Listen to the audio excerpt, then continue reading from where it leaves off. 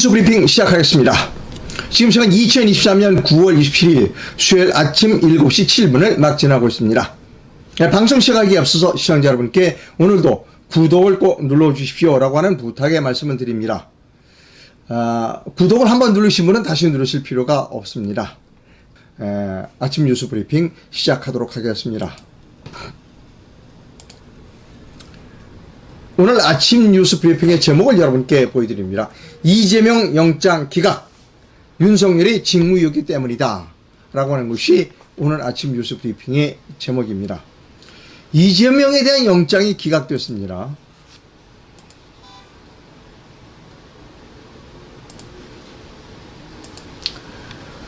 이재명 더불어민주당 대표에 대한 구속영장이 27일 새벽, 오늘입니다. 새벽 서울중앙지법 유창훈 영장전담 부장판사는 전날 9시간 20분간의 영장실질심사 끝에 오늘 새벽 2시 23분쯤 불구속 수사의 원칙이 배제할 정도로 구속의 사유와 필요성이 있다고 보기 어렵다고 기각했습니다.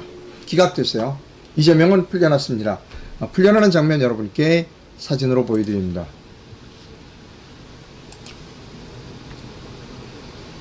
이게 아마 중앙일보 사진인 것 같은데요. 드리겠습니다. 서울구치소입니다. 그러니까 영장실질심사를 하고 있는 동안에 이제 구치소에 잠시 있었죠. 새벽입니다. 오늘 새벽 2시에 비가 내리니까 이제 교도관들이 이제 우산을 씌워서 휠체어를 탄 그 이재명을 이제 석방하는 그런 장면입니다. 여러분 이거 이 장면 어디서 많이 본 것 같지 않아요? 그 왜 그 미국 영화 보면 알카포네 나오고 그러는 영화 있죠? 왜? 그 장면 보고처럼 비슷하지 않습니까? 영화의 한 장면 같아요. 연출 잘했습니다. 휠체어 타고. 자, 제가 여러분께 말씀드리죠.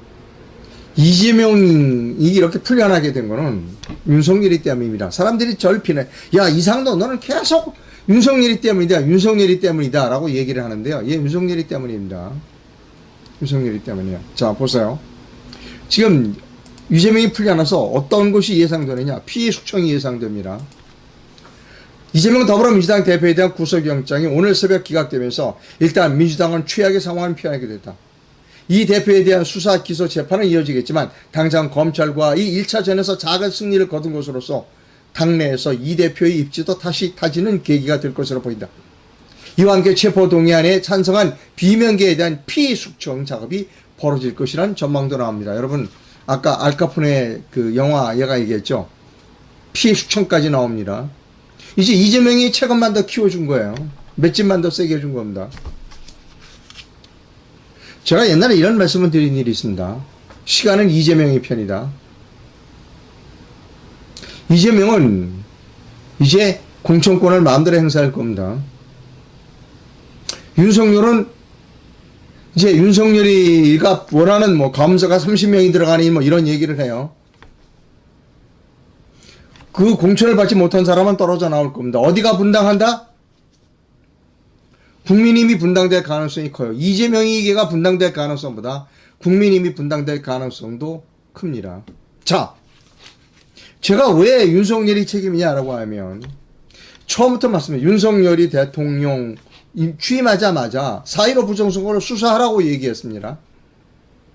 이제 지난 5월 10일 날 취임을 했는데 다 눈치를 보는 겁니다. MBC도 눈치를 보고 KBS도 눈치를 보고 법원도 눈치를 보는 겁니다. 아, 저 사람이 어떤 사람인가, 윤석열이 어떤 사람인가 눈치를 보는 겁니다.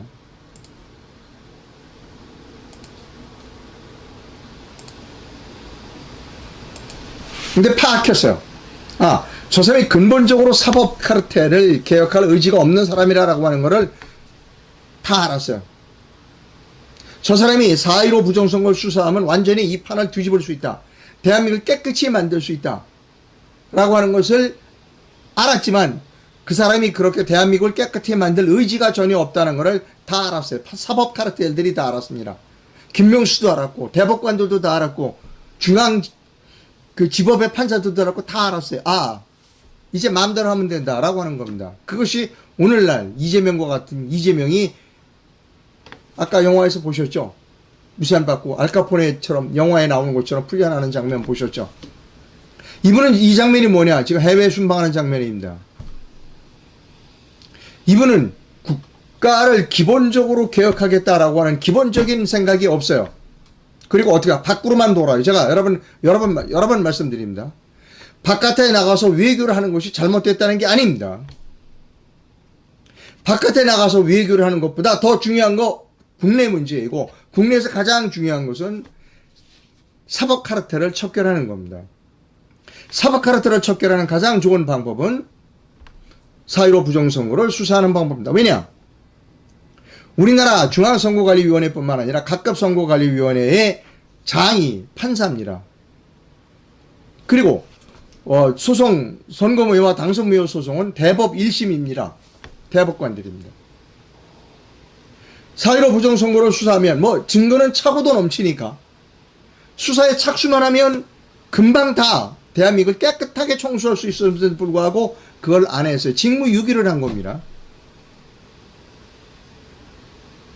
보세요. 이분 지금 눈치 보고 있다고 생각하지 않아요? 이분도? 이분 머릿속에 무엇을 생각하고 있을까요? 내가 해외에 나가서 외교를 잘하면 사람들이 나를 찬성해 주겠지, 믿어 주겠지. 천만의 말씀. 저 사람은 해외에 나가서 일만 하는 사람이구나. 국내의 개혁은 부정부패, 가장 큰 단군 이래의 최대의 절도 사건은 관심이 없는 사람이구나. 다 알았어요. 그러니까 김명수도 마음 놓고 나쁜 짓을 하고, 대법관도 마음 놓고 나쁜 짓을 하고, 고등법원 판사, 지방법원 판사, 영장실질심사, 전담 판사 다 나쁜 짓을 하는 겁니다. 왜? 무섭지 않으니까. 여러분, 이분이 박정희 대통령이라고 생각해 보세요. 무섭지 않을까요? 박정희 대통령이었다면 지금 사법부가 뭐고 다 무서워해서 벌벌 길 거예요. 나쁜 짓 했으면. 전혀 무섭지 않은 겁니다.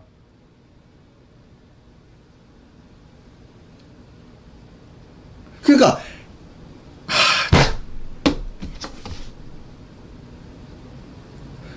하라는 일을 안 하고 지금 딴짓만 하고 돌아다니니까 이런 사태가 빚어지는 거예요. 알카포네 영화 같은 사건이 빚어지는 겁니다, 여러분. 나오잖아, 이렇게. 얼마나 멋있어요. 영화의 한 장면 같죠? 비는 부슬부슬 내리고 교도관은 양쪽에서 커다란 우산으로 비를 받지 않게 받쳐주고, 그리고 또 한 명의 교도관은 휠체어에 탄 그를 모시고 나온다. 이거 누구 연출이다? 윤석열 연출이에요, 여러분. 윤석열. PD가 윤석열입니다, 여러분. 근데 사람들이 이상로를 욕해요. 왜 너는 윤석열만 비난하냐? 윤석열이 얼마나 잘하는데? 해외 나가서 하는 거는 잘해요. 아니에요. 이 마피아 영화, 이 서울 구치소, 의왕에 있는 서울 구치소에서의 오늘 새벽에 그 명장면을 연출한 사람, 윤석열이라는 겁니다. 이게 비극입니다, 대한민국에. 근데 많은 사람들이 몰라요, 이 비극의 원인을. 그리고 이상로를 비난합니다.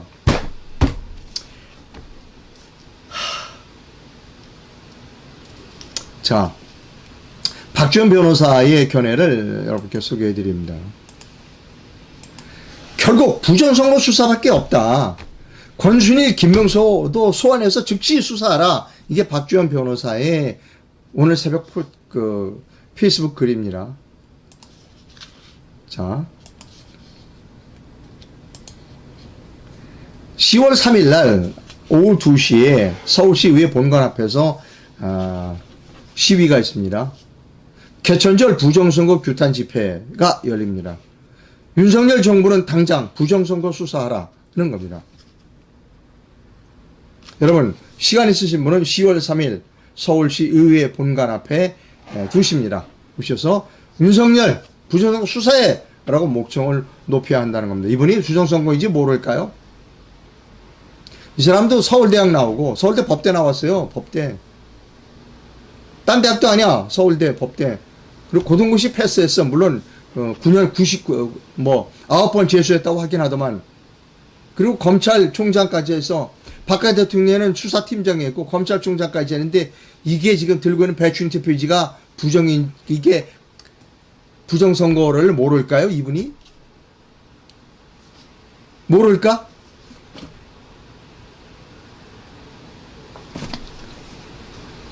다음 뉴스 갑니다.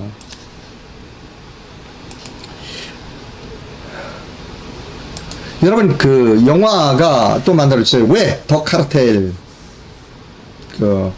대통령이 수사 지시를 안 해서 또 만들었습니다. 영화를 또 만들었어요. 왜? 더 카르텔. 오늘 오전 10시에 유튜브로 공개됩니다. 예. 우리 카메라 출동 채널을 통해서도 공개가 됩니다. 오늘 오전 10시에 카메라 출동 그 채널뿐만 아니라 여러 채널에서 더 카르텔 왜 부정선거에 대한 그 고발 다큐멘터리가 상영됩니다. 여러분 많은 시청을 부탁드립니다. 카메라 출동에서도 방송합니다. 똑같이 10시에 해요. 어제 중앙일보 인터뷰가 있었습니다. 박근혜 대통령이 2년 거의 석방된 지 2년 만에 2년 거의 가까워 옵니다. 주류 언론과 인터뷰를 했어요. 중앙일보하고 했습니다. 중앙일보가 어떤 신문이냐? 박근혜 대통령을 탄핵시킨 신문이 중앙일보입니다. 태블릿 PC로. 제목이 뭐냐? 박근혜 회고록. 탄핵 재불찰이다. 국민께 사과합니다.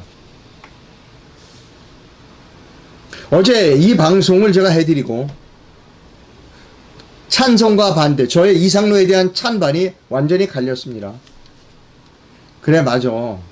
이상로 방송 말대로 이제 우리가 박근혜를 잊어야 돼.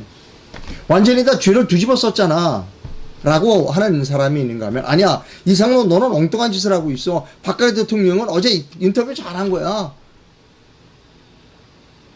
둘로 갈렸습니다. 여러분 제가 꼭 말씀드려요. 꼭 말씀드립니다. 어떤 사태를 볼 때 가능한 한 냉철하게 보려고 노력을 해야 된다는 거예요. 박근혜 대통령의 본심과는 상관없이 언론에 어떻게 비춰지는가가 중요하다는 겁니다. 이런 얘기 있죠. 아침에 예수님, 그러니까 기독교 믿으시는 분들에게는 좀 죄송한 말씀입니다만 예수님이 부활하신다고 돼 있으니까 부활 딱 했어요. 그럼 이제 제자들이 모여 있을 거 아니에요. 부활하는 거 알고 눈을 딱 뜨면 뭐라고 그러느냐? 예수님이 야 기자들 왔냐? 예수님이 부활하셔도 기자가 안 오면 아무 상관없는 겁니다.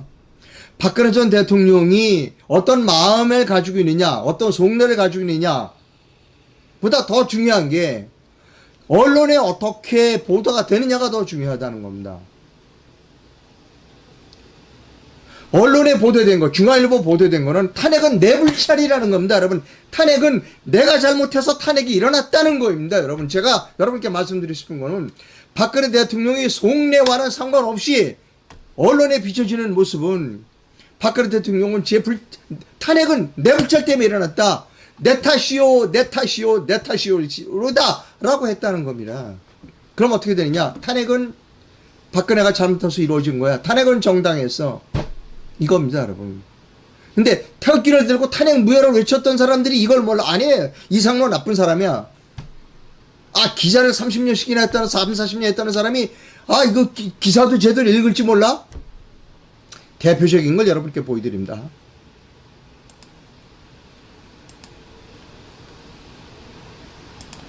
조선일보의 작은 타이틀로 이런 게 있어요. 할 거 다 하고 감옥 가서 다행이라는 겁니다. 물론 앞에 이런 수식어가 있어요. 안보에 필요한 사드나 지소미아 이런 거 다 내가 만들어주고 감옥을 가게 됐다. 그나마 다행이라는 거예요. 내가 이걸 모르겠어요? 제가 이걸 모르겠습니까? 박근혜 대통령의 마음은 감옥에 가는데 그 전에 내가 중요한 일은 다 끝냈기 때문에 그나마 다행이라고 하는 얘기를 제가 모르겠냐고요. 그런데 중요한 건 뭐냐면, 사람들의 눈에는 아까 뭘 보여줬다? 아까 이걸 보여줬잖아요, 여러분. 아까 제목 보여줬죠? 예? 탄핵은 내 탓이요, 내 탓이요, 내 탓이로 쏘이다. 라고 하고 그 다음 서브 타이틀이 뭐다? 감옥 가서 다행이라는 거 아니에요.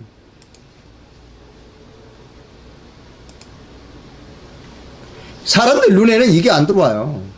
일반 사람들은, 저는 물론 알죠. 일반 사람들의 눈이 이게 안 들어와. 안보에 꼭 필요한 뭐 사드나 지소미아 다 해결해놓고 감옥 가서는 그나마 다행이다라는 거, 이거 안 들어온다니까요. 아까 탄핵은 내 탓이요, 내 탓이요, 내 탓이다. 그 다음에 감옥, 그리고 감옥 가서 다행이라는 겁니다. 이게 들어오는 겁니다.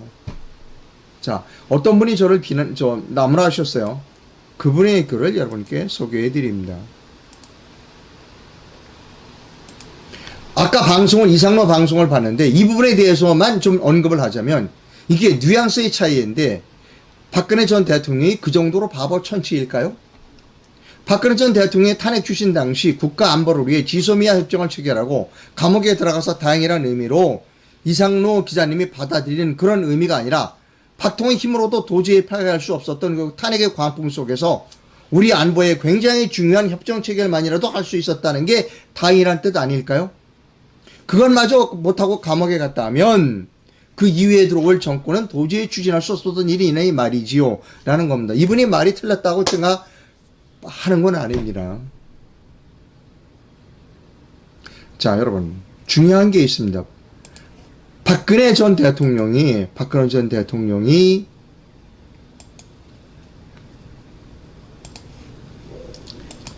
어제 중앙일보의 기자회견에서 시종일관 내 탓이요, 내 탓이요, 내 탓이었어요. 그리고 추소원을 비난했습니다. 아니에요. 아닙니다. 추소원 때문에 탄핵된 거 아니에요.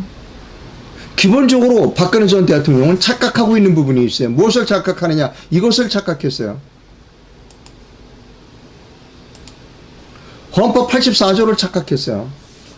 헌법 84조 읽어드릴까요? 그리고 박근혜 대통령뿐만 착각한 게 아니라 이 방송을 보고 계시는 시청자 여러분도 지금도 착각하고 있어요. 헌법 84조를 볼까요?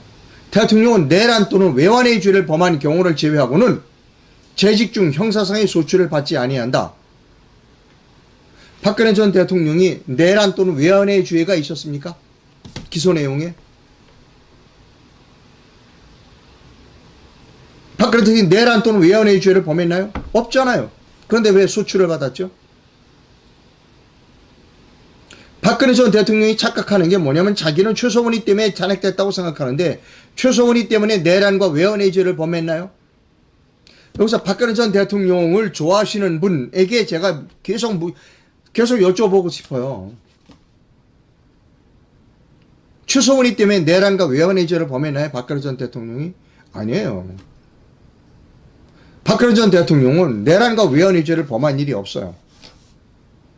그런데 검사 박영수, 검사 윤석열, 검사 한동훈이가 소추했어요.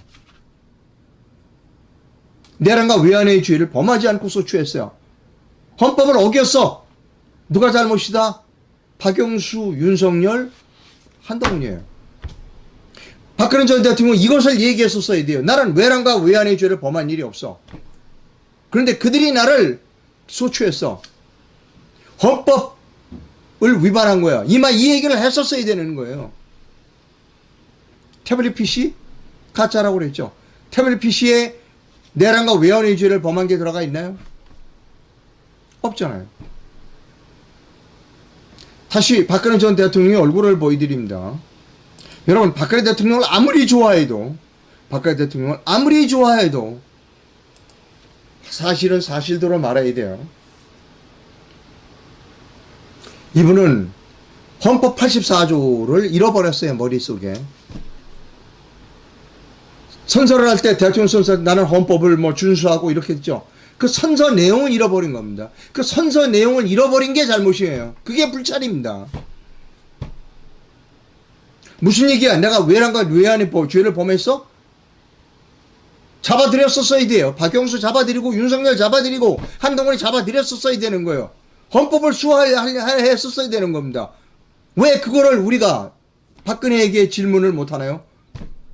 제 불찰이라고요?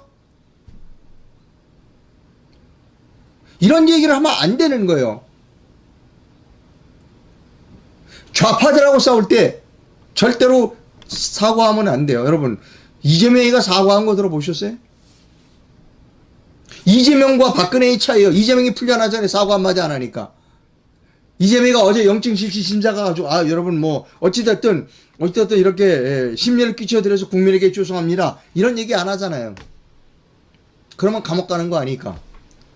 그런데 박근혜 대통령 같은 또 우파 사람들은 어찌됐든 국민에게 참 죄송합니다. 그거예요. 그러면 감옥 가는 거예요. 좌파와의 싸움에서는 절대로 앞에 수식어를 붙이면 안 되는 겁니다. 여러분, 저는 MBC 공정방송 노동조합 위원장을 했어요. 한 2년 가깝게 했습니다. 저는 좌파와 싸우는 법을 알아요. 절대로 수식어를 붙이면 안 됩니다. 절대로 수식어를 붙이면 안 돼요. 어찌됐든 그겁니다. 예를 들어 제가 공정방송 노동조합 위원장을 할 때 기자하고 인터뷰를 하면 뭐 어찌됐든 MBC가 이런 방송을 잘못해서 죄송합니다. 이제 그 다음에 이제 좌파를 공격을 하면 좌파 공격하는 걸 싹 빼고 이상로가 잘못했다고만 나가는 겁니다. 그렇게 해서 당한 사람이 무지 많아요. 앞에 수식어를 붙여. 어찌됐든 국민에게 죄송합니다. 그런 얘기를 하면 안 된다는 거예요. 이분은 좌파와의 싸움은 기본 원칙 1조 사과하면 안 된다. 수식어로 사과하면 안 된다는 1조를 모르고 2조 두 번째 헌법을 머릿속에 잃어버렸어요. 84조를. 세 번째 최순실의 탓을 하고 그 다음 밑에 부하 탓을 하고 있어요. 안 해요. 헌법 84조를 잃어버린 게 잘못이고 그리고 MB계하고 싸웠어요. 여러분. 지들끼리 MB계 박근혜끼리 지들끼리 치고받고 싸웠어요. 우리 할 얘기는 하자고요. 엉뚱하게 태블릿 PC 이 손석희가 가짜 들고 나왔는데 난 딱 보는 거 알았어요. 손석희가 들고 나와서 가짜라는 걸. 그 이튿날 나가서 태블릿 PC 잘못했습니다라고 한 사람이 이 사람이라니까요.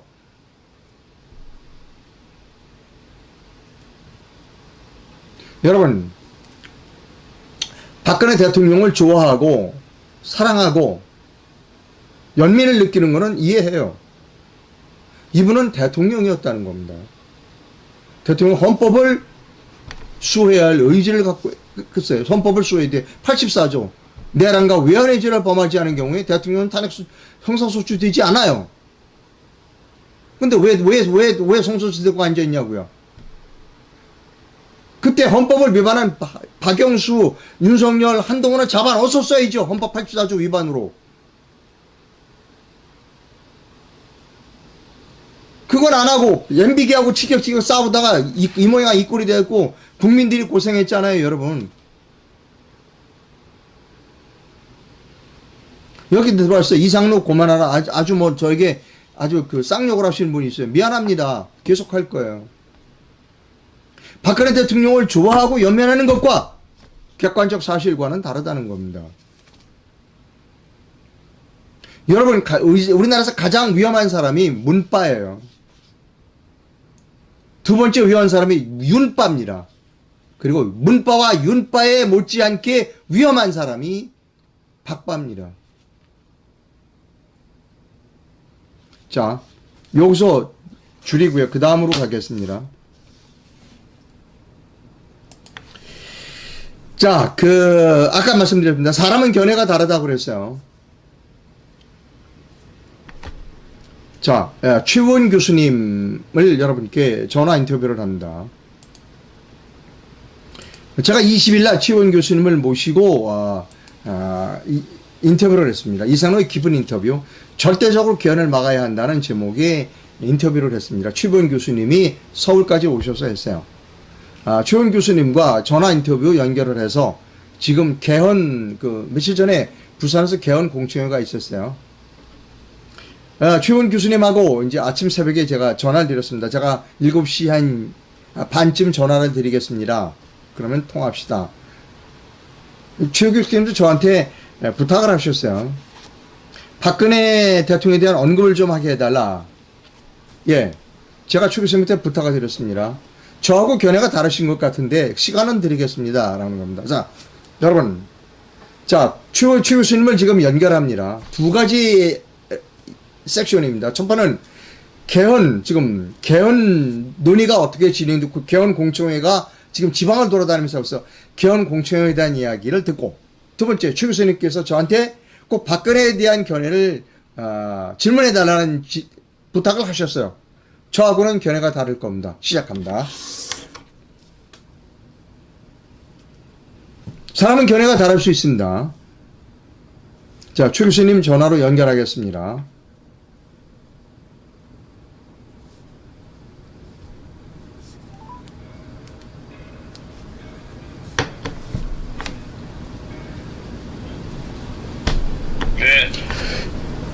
네, 예, 최 교수님 아침 일찍부터 감사합니다. 예, 네. 예, 먼저 그 개헌 공청회에 관한 이야기. 그러니까 며칠 전에 부산에서 공청회가 있었죠. 네, 예, 그 이야기부터 하고 그 얘기 한 2분 정도 해주시고, 그다음 아까 말씀 주신 대로 박근혜 전 대통령에 대한 그 견해, 그 두를 말씀해 주세요. 먼저 그 부산에서 있었던 개헌 공청회가 제대로 진행되지 않았다고 그러는데 그 상황 설명부터 좀 해주십시오. 네. 저는 이 개헌의 숨은 핵심 내막이 이거는 대한민국 멸망 공작이다, 이렇게 이제 말씀드렸었죠. 네. 이제 그거를 그대로 보여준 것이 부산에서의 그 개헌 공청회였다. 네. 자, 사기 탄핵은 국가전복, 간첩단의 국가전복 공작이었고, 이 개헌은 간첩단의 대한민국 멸망 공작이다, 이 말씀을 이제 계속 하셨죠. 네, 네. 바로 그거를 눈앞에 보여준 그것이 부산에서의 개헌 공청회였기 때문에, 자, 구체적으로 이제 말씀드리면, 네. 우리 국민의례 하지요. 네. 누구나 다 기본적으로 국기에 대한 국기 경례하고, 네.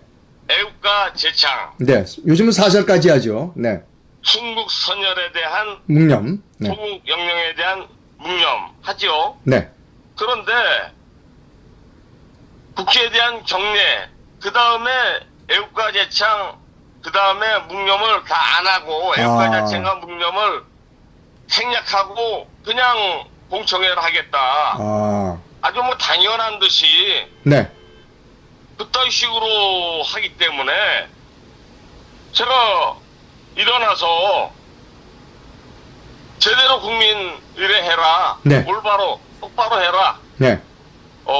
애국가 제창 하고 묵념하고 네. 그러고 공청회로 들어가라. 네.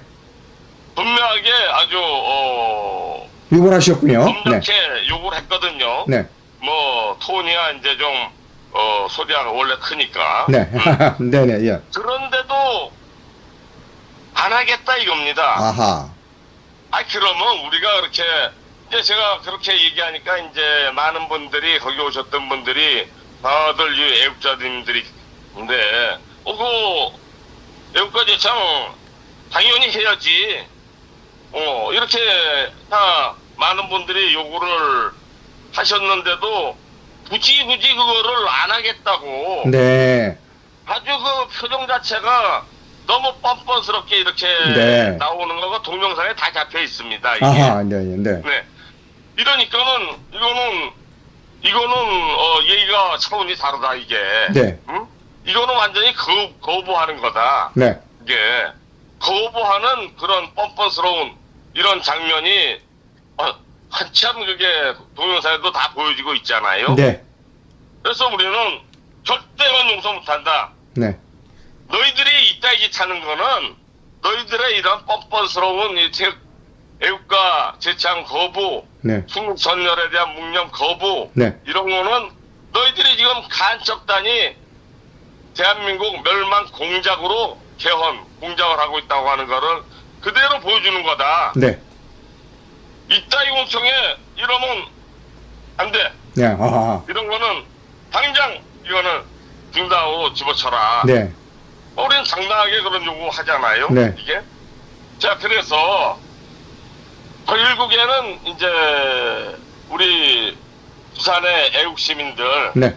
참 역시 부산은 달라요. 이렇게 딱 강력하게 뭐 한 4, 50분이 뭐 거기 오신 분들 대부분이 다 이제 그런 분들이 그런 강력한 당당한 주장을 하니까 네.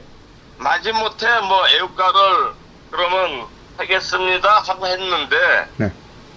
아니 무슨 애국가가 그렇게 뭐 잘 들리지도 않고 그래서 여기서 네. 우리 부산의 애국 시민들은 아주 뭐 큰 소리로 애국가를 4절까지 다 제청을 했거든요. 아, 예, 이제 됐고요. 그러니까, 애국가가 울려 나오면은 거기 네. 공청회에 나왔던 네. 그 교수라는 사람 얘들이 네.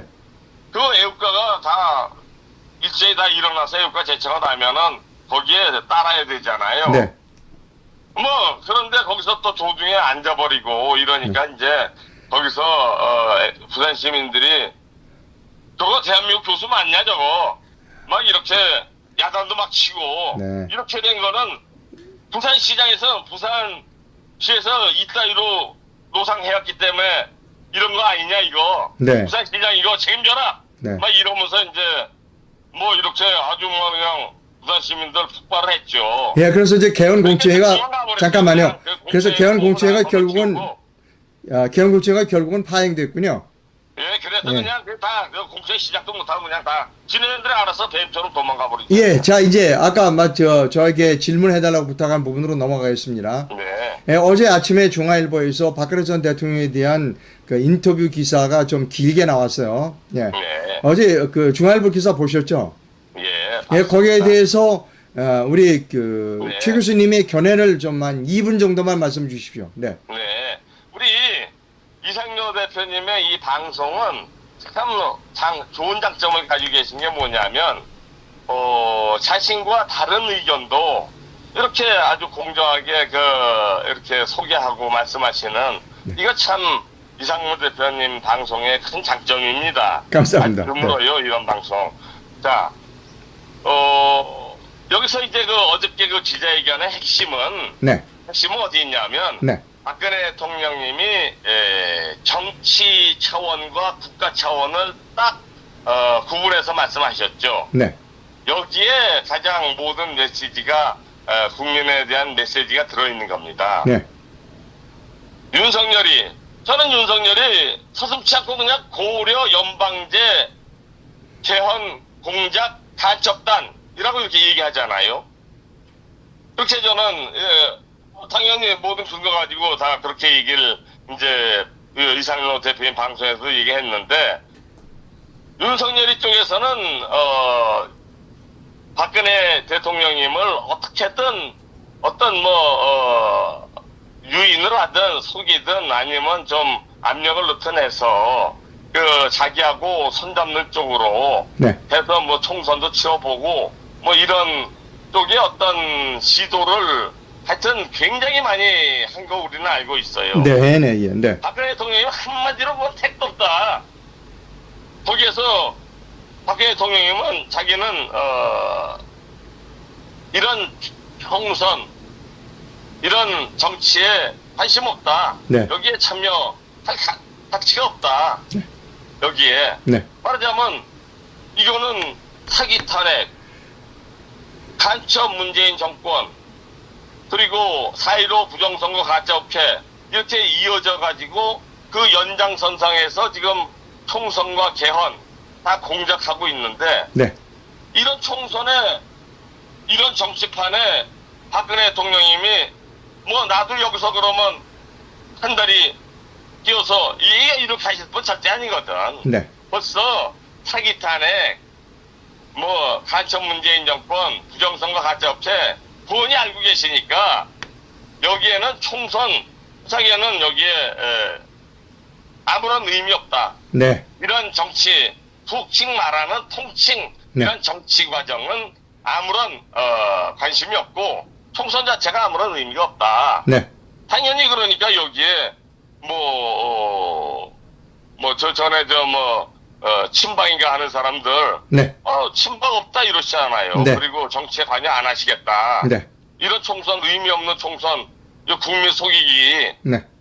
이런 생이탄핵에서 부정선거로 이어진, 그리고 중앙선거관리위원회 자체가 빨개 범죄 조직인데, 여기서 다, 자기네들끼리 떡중르셔서 나눠먹고, 국민 농락하는, 이런 총선과 정치판에 박근혜 대통령님이 여기에, 이거 통칭적으로 다 의미 없다, 이거. 네. 이거 완전히 근본적으로, 쇄신해야 된다. 네. 뭐 이런 뜻을, 네. 네. 아주 온유하게 네. 표현하신 거고. 네, 예. 뭐, 아침 방송이라요. 저기. 여기서 국가 차원은 뭐냐면, 네네. 국가가 필요로 하는 네. 일이라면 서슴지 않고 나서서 네. 국가를 위해서 모든 것을 본신의 힘을 다 바치겠다.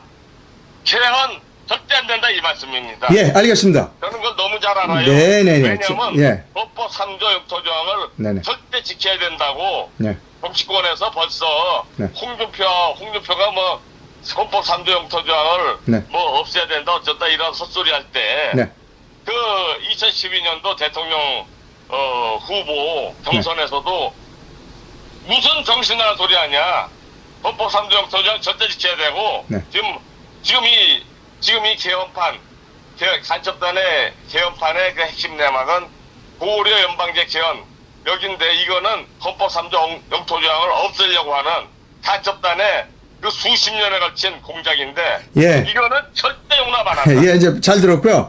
다음에 또 한번, 잠깐만요, 교수님. 국민과 힘을 합쳐서 아침 시간이 많지 않아서. 말씀하신 겁니다. 네, 아침 시간에, 시간이 많지 않아서 많이 못 들어 죄송하고요. 조만간 또 한번, 모시겠습니다. 네, 제가 그렇군요. 부산으로 내려가던가, 뭐 그렇게 하겠습니다. 오늘 우리 아침 이제 방송에, 아주 상세하게 한번 또 네네, 예. 말씀드리자고요. 예. 아침 방송에 참여해주셔서, 이 네. 대표님하고 네. 이상로 대표님하고 네. 윤창중 방식이 다 네. 뭐 지금은 조금씩 이제 뭐 여러 가지 네. 의견이 조금 다른 듯이 보이기도 하고 뉘앙스도 조금 네, 그렇지만 네. 다 박근혜 대통령님을 위해서 또 네. 그게 다 나라를 위해서 큰 역할을 하실 분들이다. 네, 예, 감사합니다. 네. 예, 조만간 한번 다시, 네, 반갑습니다. 예, 뵙도록 하겠습니다. 감사합니다. 네, 예, 예. 감사합니다. 네, 네. 감사합니다. 네.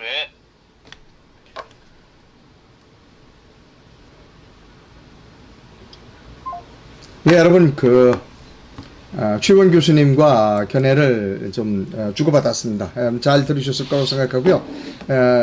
못다한 뉴스가 있어서 몇 가지 짤막하게 더 처리하고 넘어가겠습니다. 어제 국군의 날 행사가 있었습니다. 뭐 시가 행진도 있었는데요. 윤석열 대통령이 이런 발언을 했습니다. 윤석열 대통령이 26일 경기 성남 서울공항에서 열린 제75주년 국군의 날 기념식에서 북한이 핵을 사용할 경우 한미 동맹이 압도적 대응을 통해 북한 정권을 종식시킬 것이다 하는 겁니다. 저는 이게 좀 견해가 다릅니다. 틀렸어요. 윤석열 대통령의 발언은 틀렸습니다. 북한이 핵을 쏘면 북한의 핵이 서울 상공에 오는데 한 3분에서 4분밖에 안 걸립니다. 그러면 끝나요. 그 뒤에 무슨 미국하고 협조를 해서 북한 정권을 뭐 종식시켜요. 4, 5분이면 끝나는데. 이렇게 하면 안 된다는 거예요, 저는. 핵을 사용할 조짐만 보이면 즉각 없애버리겠다. 이렇게 얘기를 해야 된다는 겁니다. 지금 이 얘기는 핵으로 얻어맞으면 그 다음에 미국하고 싸우겠다. 이게 아니라 핵을 쓸 조짐만 보이면 미리 없애버리겠다. 라고 해야 한다는 것입니다. 다음 뉴스 갑니다. 국방에 관계되는 부분이고요. 그 다음에 이제 건설, 주택에 관계되는 부분입니다. 3기 신도시에 3만 가구를 더 짓고 빨리 앞당기겠다는데 조선일보 보던데요. 잘못됐다는 겁니다, 저는. 신도시를 짓는 것은 국가적 재앙이었고 지금도 재앙은 계속되고 있어요. 서울에 집을 지면 돼요, 여러분. 서울에 지금 강북에 가보세요. 아주 나지막해요. 전부 빌라 연립들. 용적률을 대폭 높여줘서 한 1000%, 2000% 주면 굳이 3기 신도시 이런 거 안 만들어도 돼요. 아니 왜 쓸데없는 짓을 하냐고요. 왜? 아니, 용적률 높여주면 되잖아요. 재개발 재건축 빨리 해드려 주면 돼. 여기 들어가는 돈을 재개발 재건축에 쏟아 부으세요. 국가 예산을. 서울에 나지막해. 지금 재개발 재건축 하는 것도 저 푸른 초원에 그림 같은 집을 짓도록 해. 용적률 300%밖에 안 줘. 압구정동은 용적률 300%를 건설하면 10년 후에 어떻게 되는지 아세요? 커다란 평수는 100억 가요, 100억. 도대체 무엇 때문에 건설 정책을 피고 주택 정책을 피는 거예요? 부자들 더 아파트값 높여주는 겁니다, 지금 다. 재개발 재건축이 주택 공급량을 늘리는 데 있지 않다니까요. 어떻게 하면 저 푸른 초원에 그림 같은 집을 짓게 해서 아파트 가격을 높이는가?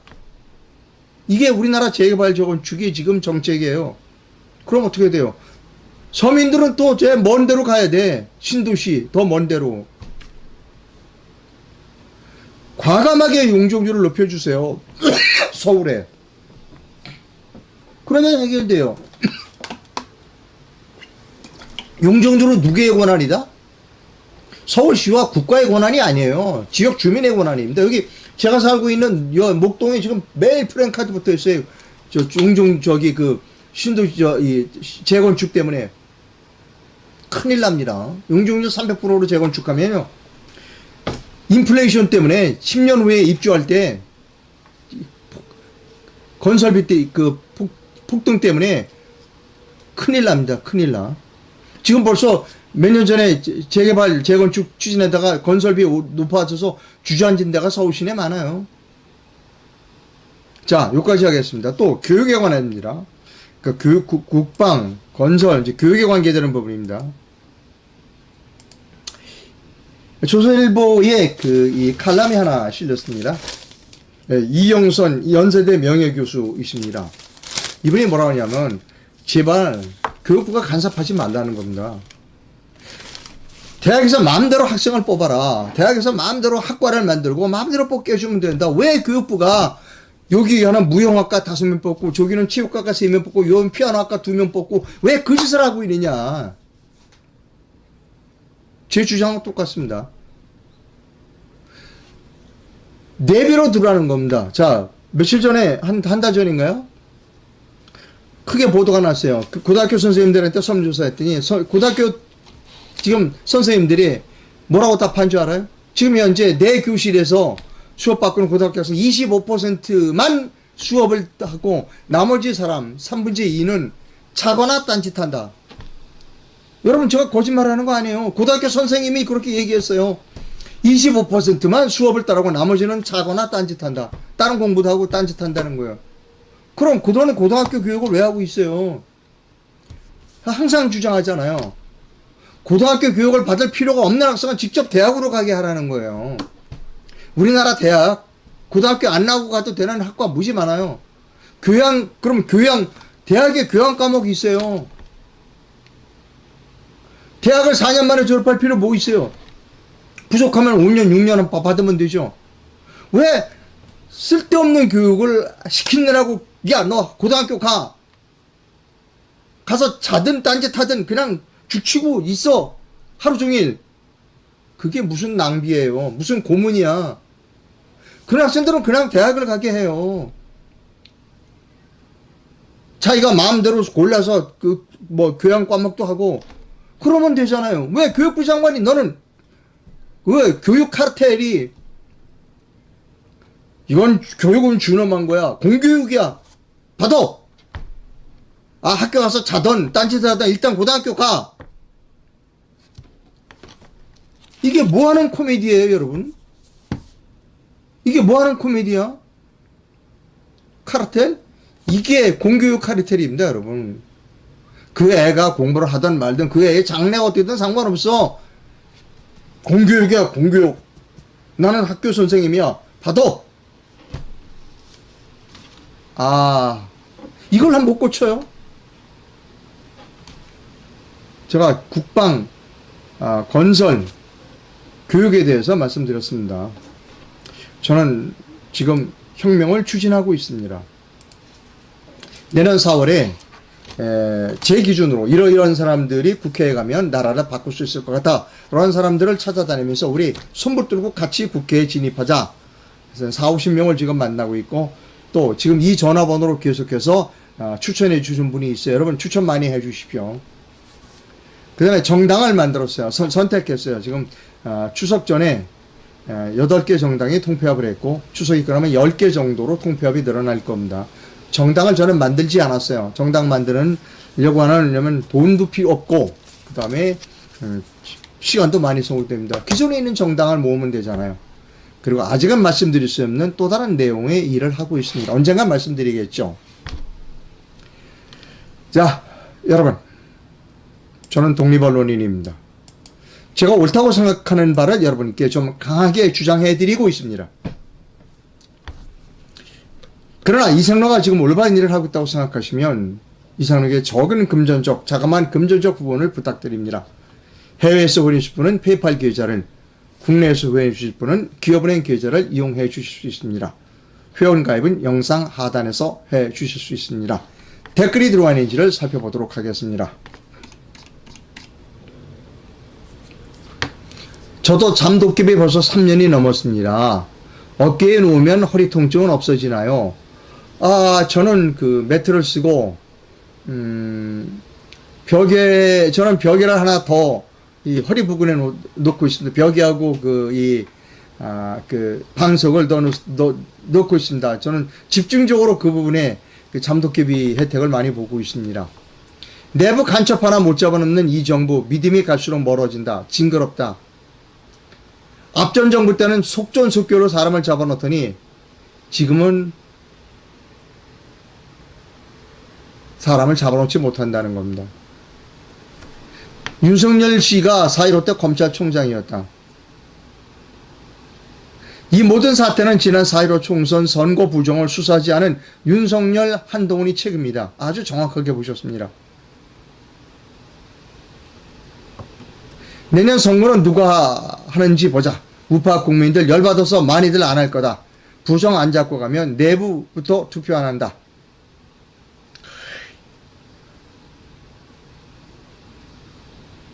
부정선거에 침묵하는 윤석열, 한동훈은 국민의힘당에 관심이 없다. 지금의 우파는 폭망한 후에야 진짜 우파의 나라를 세울 수 있다. 6년 전에 그 광화문에서 탄핵 무효, 박근혜 석방 외치던 사람들이 지금은 윤빠예요.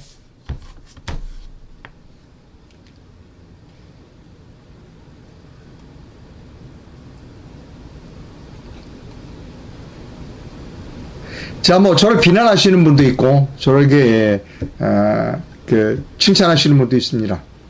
사람의 견해는 다양하니까요. 저에게 아주 쌍욕을 하시는 분도 있습니다. 네.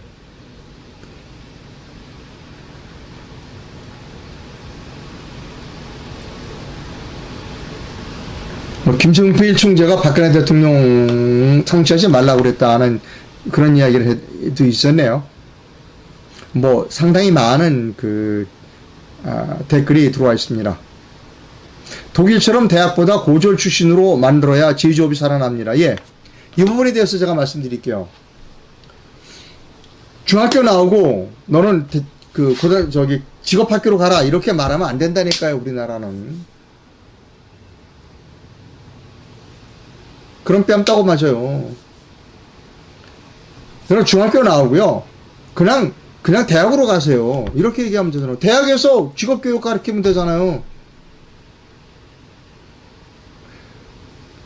중학교 나오고는 고등학교 가지 말고 직업학교 가라. 이렇게 얘기하면 뺨 따고 맞는다니까요. 저는 이 전문대학에 있어서 보직교수라서 알아요. 전문대학에 있는 학생들이 컴플렉스에 살고 있어요. 자기들 일반 학사학위를 받지 못하고 전문 학사학위를 받는다는 게 굉장히 컴플렉스가 있어요. 왜 그런 어린 학생들에게 컴플렉스를 강요해요? 대학 나오게 하면 되잖아요. 너 고등학교 싫지? 그럼 대학 그냥 가. 그리고 일반 학사 주면 돼요. 자, 방송 시청해주신 시청자 여러분 대단히 감사하고요. 저는 대안이 있는 방송 비판을 합니다. 비판해요.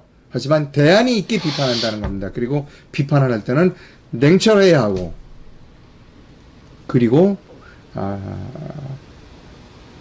대안을 제시할 수 있을 정도의 연구가 있어야 된다는 겁니다. 예, 방송 시청해주신 시청자 여러분 대단히 감사합니다. 내일부터 추석 연휴가 시작이 됩니다. 즐거운 명절 보내시기 바라고요.